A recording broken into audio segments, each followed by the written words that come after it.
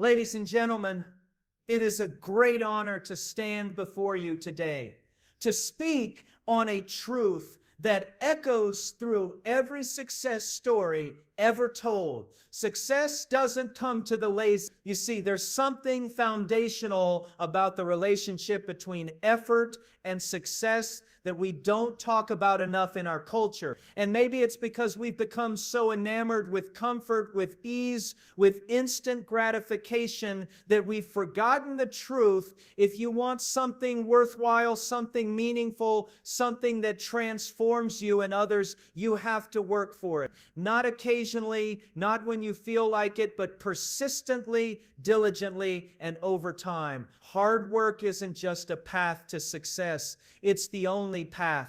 People often say they want success. They say they want to be fulfilled, accomplished, respected, secure. And yet when it comes time to do the work, they hesitate, or worse, they stop. Why? Because hard work is hard. It's uncomfortable. It forces you to confront your limitations, your weaknesses, your lack of skill or knowledge or discipline. It shows you what you're not, which is painful, but it also shows you who you could become, and that's what makes the process noble. There's a very dangerous lie that creeps into the modern psyche, especially among the younger generation, that success should be easy if it's meant for you, that if you struggle, then maybe it's not your path, that if you don't feel motivated, then maybe you're not ready. But that's nonsense. Success is not waiting for a magical alignment of mood and circumstance. Success shows up to those who get out of bed,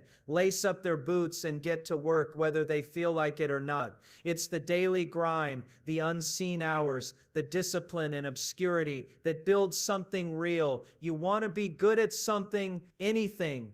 Writing, business, medicine, carpentry, public speaking, leadership. Pick your domain. Here's what you'll find. No one starts off being good. Not a single person.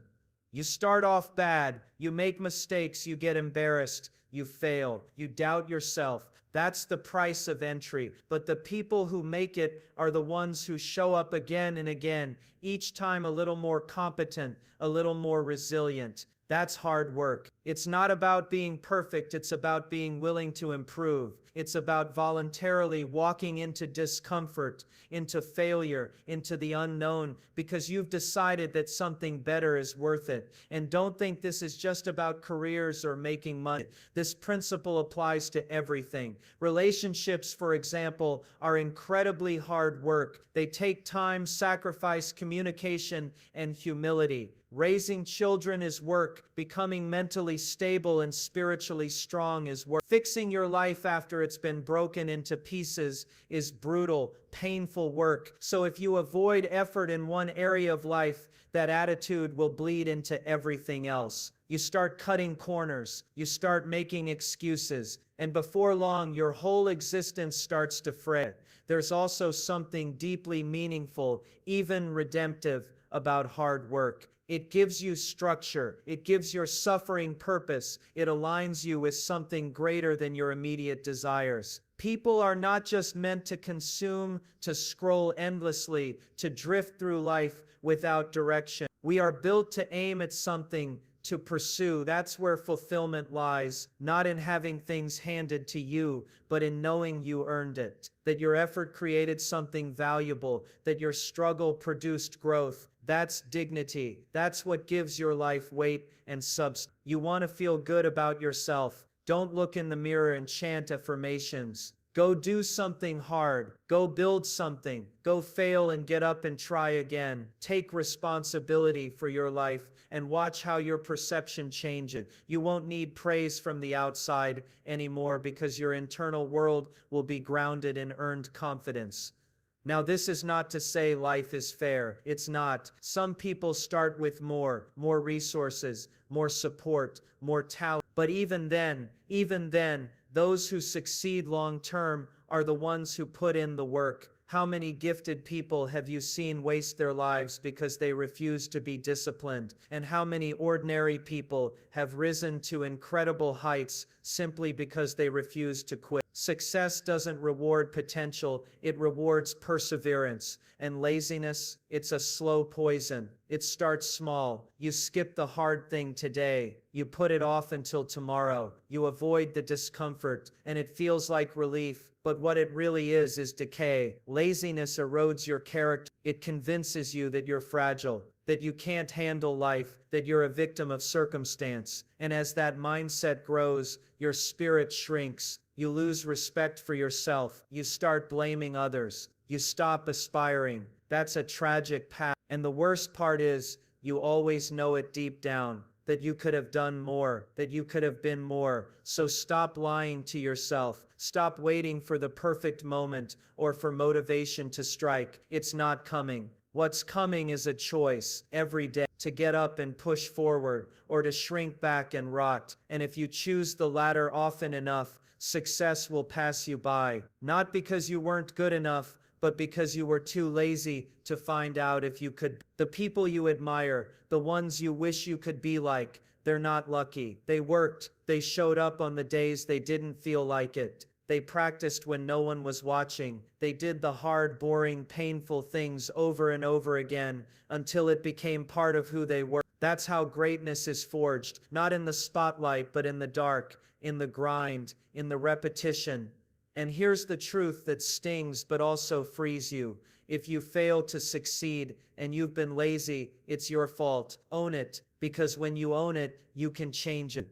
You can decide right now that you won't be a slave to laziness, that you'll build a life that demands something of you and gives something back in return. You'll stop chasing shortcuts and start building foundations, brick by brick, day by day. Hard work is not a punishment. It's not a burden. It's a blessing. It's what gives life texture and depth and value. So don't run from it. Embrace it. Let it refine you. Because if you do, success, real success, will be the natural result. Now there's another dangerous assumption that's become almost sacred in popular culture. The idea that talent is everything. That if you're not born with a natural gift, then you'll never amount to much. We romanticize genius. We elevate the prodigy. And in doing so, we forget a very uncomfortable truth. Talent without discipline is useless. It's like having a sports car with no engine. It might look impressive from the outside,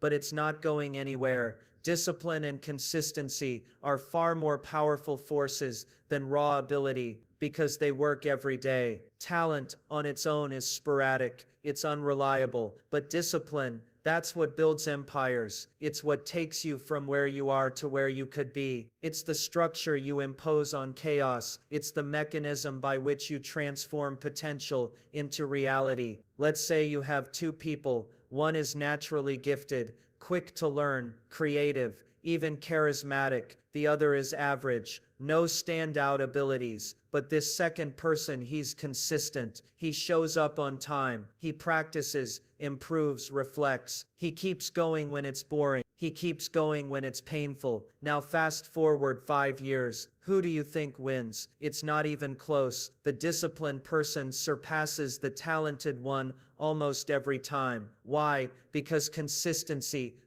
like interest in a bank account, small efforts applied over time accumulate into something extraordinary. The person who's disciplined becomes the one with wisdom, with skill, with resilience. They become the one people depend on, the one with integrity. Because consistency doesn't just affect your output, it changes your character, it changes who you are. But talent, it tends to fade, especially when it's not backed up with the humility to put in the work. And there's the danger. Talented people often get told early on how special they are. They get used to winning without trying, so they form an identity around effortless achievement. But life doesn't stay easy. Eventually things get hard. Competition gets fierce. The learning curve steeped. And if you've never had to grind, never had to struggle, never had to discipline yourself, then you collapse. because success isn't just about capability, it's about stamina. It's about the will to endure discomfort in pursuit of something higher. You see this in every field, in music, in athletics,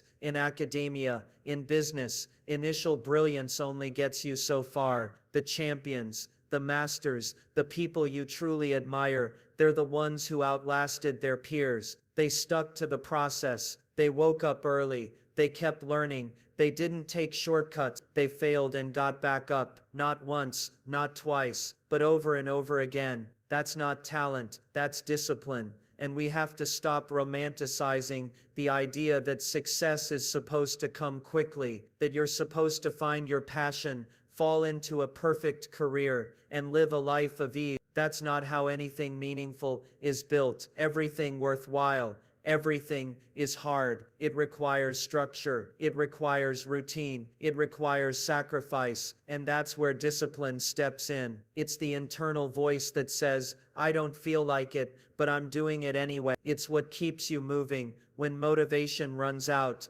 which it always does. The truth is, discipline is more liberating than motivation ever will be. Motivation is emotional, it's fleeting, it's unreliable. But discipline, that's rooted in principle. It's tied to a goal, a purpose. It says I'm going to become someone who can carry responsibility, who can withstand pressure, who can be trusted. That's a far more noble pursuit than chasing a feeling. It's about becoming someone, not just achieving something. And there's another piece people don't want to face. Being disciplined means you'll often be alone. Because consistency isn't sexy, it's not exciting. People won't always applaud the grind. They'll see you saying no to distractions. They'll see you putting in extra hours. They might even mock you for it. But deep down, they respect it. Because discipline demands maturity. It's what separates the child from the adult, the dreamer from the doer.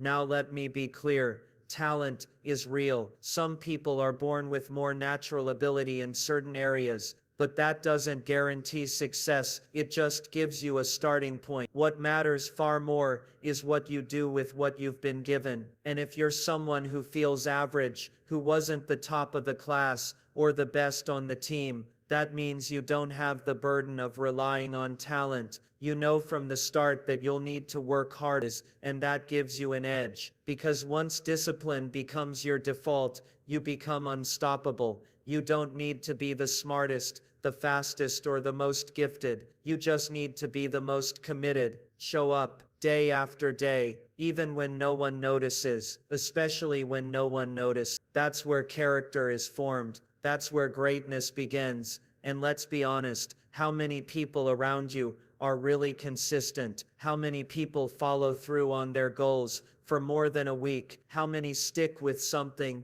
when it stops being fun? Not many. So if you can master discipline, even just a little, you separate yourself from the crowd almost immediately. That's your leverage. And here's something even deeper. Discipline helps you face life. Life is suffering. Life is chaos. And unless you structure your habits, your thoughts, your actions, you will be crushed by the weight of it. Discipline creates order. It helps you push back against entropy, against the tendency for things to fall apart. It's not just about becoming productive. It's about becoming capable of bearing the load of existence. Because if you can bear your load, maybe you can help someone else bear theirs. Maybe you can become the kind of person who others can lean on. And isn't that something worth striving? So don't be fooled by the illusion of talent. Don't sit back and wait for inspiration. Don't envy the gifted. Outwork them. Outlast them. Show up when they don't. Train your body, your mind, and your habits with intention. Make excellence a decision, not a dream. If you want success, real success, then discipline isn't optional. It's everything. There's something insidious about laziness, something more corrosive than people often realize. It's not just an absence of effort. It's not merely a matter of rest or fatigue. It's a pattern of avoidance, of a refusal to take responsibility for your own, and worse, it's a breeding ground for excuses. those clever little lies we tell ourselves to feel better about not doing what we know we should be doing. People don't want to admit they're lazy. That's understandable. It's not a flattering word. So what do? They dress it up. They rationalize. They say, I'm just waiting for the right moment, or I'm not ready yet, or my personal favorite, I work better under pressure. But what they really mean is, I'm afraid to try because I might fail, or I'd rather be comfortable now and regret it later. And those excuses become a defense mechanism, a wall between who you are and who you could become. The problem is, every time you make an excuse, you're not just avoiding a task, you're reinforcing a pattern of self-deception. You're telling yourself, it's okay to stay where I am. I don't need to push forward. I don't need to grow. And the more often you tell yourself that, the more you start to believe it. You convince yourself that your limitations are fixed, that your circumstances are immovable, that your story is already written. And once you adopt that mindset, once you let those excuses take root, you become a spectator in your own life, watching, waiting, drifting, and you know exactly when it's happening. That's the cruel irony of it. You know when you're avoiding the work. You know when you're choosing distraction over discipline.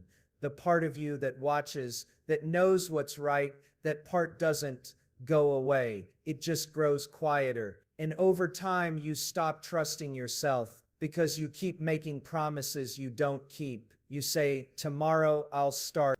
And then tomorrow becomes next week. And next week becomes never. And the more often you break those promises, the more your sense of self deteriorates. It's not about perfection. No one is consistent all the time. Everyone has off days. But when laziness becomes habitual, when excuses become your default response to challenge, that's when it becomes dangerous. Because the world doesn't pause for you to get your act together. Time moves on. And with each passing day of avoidance, the gap between who you are and who you could be widens. And this isn't just about careers or academics. It's about life. It's about relationships, about health, about your ability to contribute something meaningful. If you're lazy in one area, that attitude tends to metastasize. You stop calling your friends. You stop taking care of your body. You avoid difficult conversations. You procrastinate on decisions. You tell yourself it's fine, but deep down you know it's not. And this is where the spiral begins. You feel stuck, but instead of taking small actions to break the cycle, you look for someone or something to blame. You point to your upbringing, your job, your stress levels, your lack of support. And while some of those factors may be real, they're not the reason you're stuck. They're just the circumstances. The reason you're stuck is because you've allowed yourself to become passive. You've stopped choosing. You've let laziness and excuses do the choosing for you. There's a kind of comfort in making excuses. They protect you from the pain of responsibility. Because if it's someone else's fault, if the system is rigged, if people don't understand you, if the timing isn't right, then you're off the hook. You don't have to face the discomfort of your own shortcoming. But here's the paradox. The more you avoid discomfort now, the more it builds up later. The pain of discipline is nothing compared to the pain of regret. And that's what people often don't realize until it's too late. Laziness doesn't just waste time, it accumulates regret. It compounds in ways you can't see until you look back and ask, where did all that time go? And what you'll find, if you're honest, is that it went to distractions, to hesitation, to fear disguised as comfort. So what's the alternative? Start telling yourself the truth. Stop pretending you're doing your best when you're not. Stop hiding behind your circumstances, because the moment you stop making excuses is the moment you start taking back control. That's where growth begins, in the painful realization that you're capable of more and that you've been standing in your own way. You don't have to make a dramatic transformation overnight, but you do need to start. And that start begins with action, even small, imperfect, clumsy action. The kind that says, I may not feel ready, but I'm showing up anyway. That's how you break the laziness pattern. You build momentum through movement. You build confidence through and as you start keeping those small promises to yourself, getting up on time, finishing that project, making that call, you begin to rebuild trust with yourself. And that trust is everything. Because when you trust yourself, you stop relying on excuses. You stop looking for escape routes. You start facing life head on. And even when you fail, which you will, you'll know you failed honestly. Not because you were lazy, but because you tried. And that's a failure you can learn from. That's a failure that makes you better. Look around at the people you admire, not the celebrities or the influencers, but the real ones, the people with integrity, the ones who quietly go about their business, who carry weight, who make others' lives better. Those people didn't get there by being clever with excuses. They got there by doing what needed to be done, especially when it wasn't easy. So stop glamorizing laziness. Stop calling it taking it easy or self-care when it's really just avoidance. Be honest with yourself. If you're stuck, it's probably not because you're too big. It's not because you lack time or resources. It's because you're avoiding responsibility. And until you face that truth, nothing will change.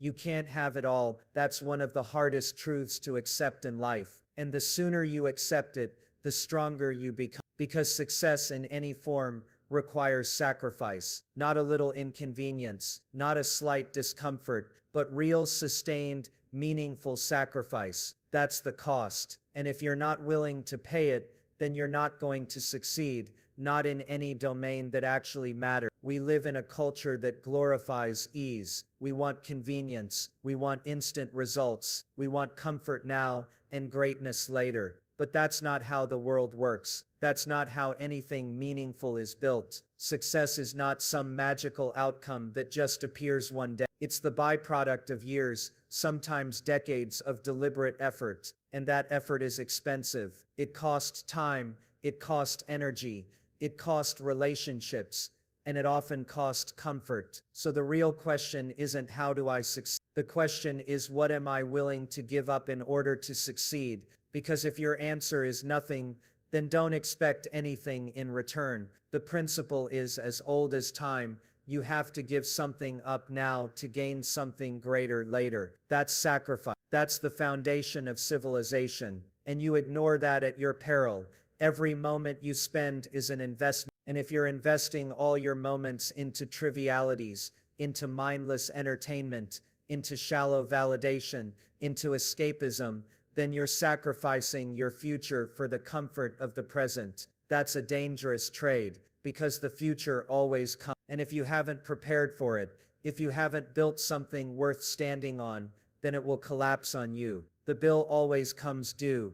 And what do we do instead of paying that price up front? We procrastinate. We rationalize. We tell ourselves that it's fine to take it easy now, that we'll get serious tomorrow. But you can't keep deferring responsibility forever. Eventually, reality pushes back, and the longer you've delayed the necessary sacrifices, the more painful it becomes when that moment arrives. I talk to young people all the time, people full of potential, but paralyzed by fear or distracted by nonsense. And they want meaning, they want purpose, they want success, but they also want to keep all their comfort. They don't want to give up the video games, the parties, the lazy evenings, the social media, the easy pleasures. But you can't have both. You have to decide, do I want short-term comfort or long-term fulfillment? And this isn't just about material success, about who you become in the process, because sacrifice is transformative. When you give up something you value for something greater, you grow, you mature, you become someone who can carry responsibility. And that's not just useful, it's noble. It's the kind of person the world desperately needs. But if you never make sacrifices, if you only ever chase what feels good in the moment, you become weak, not just physically or mentally, but spiritually. You become the kind of person who crumbles under pressure, who panics when life gets hard, who resents others for doing better, because deep down you know you haven't paid the price, and resentment is what grows in the place where courage should have been. You want to succeed, then start thinking long term. Stop chasing what's easy and start building something that lasts. That means setting goals that go beyond the next weekend. That means doing the right thing now,